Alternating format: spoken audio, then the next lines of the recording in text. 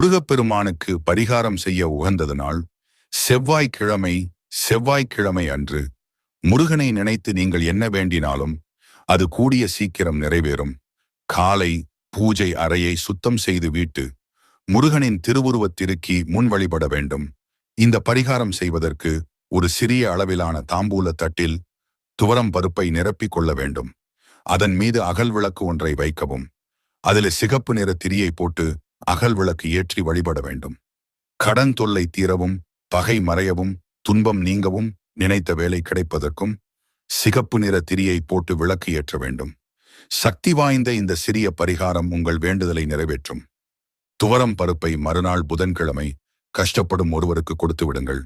இப்படி 6 செவ்வாய்க்கிழமை இந்த பரிகாரத்தை தொடர்ந்து செய்து வர வேண்டும்.